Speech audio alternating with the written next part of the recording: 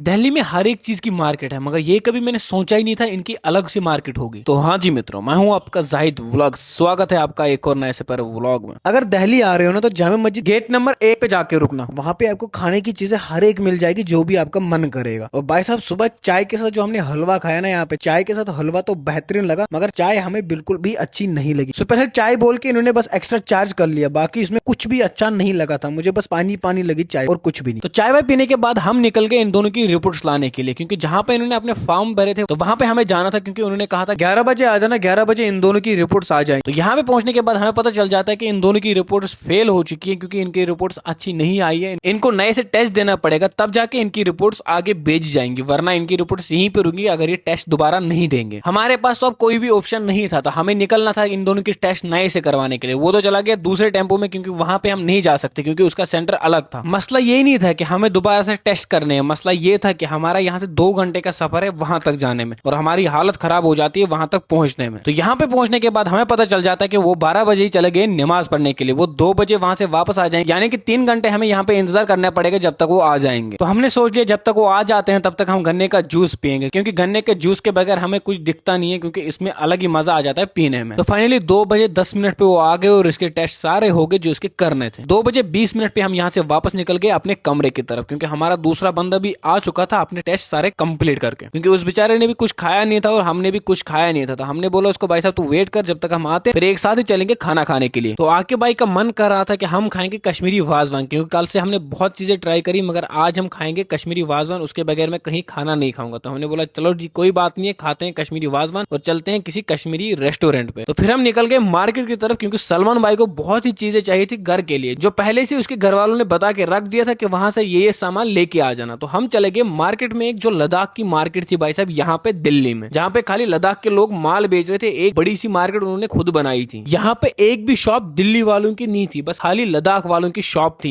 यहाँ पे उतना सामान नहीं मिला जितना हमें चाहिए था। वापस आने के बाद मेरी पैरों की हालत इतनी खराब हो गई थी कि मेरे पैर ऐसे लग रहे थे कि है ही नहीं, क्योंकि पूरे सुन हो गए थे मेरे पैर, इतना हम चले थे पूरा दिन भर आज।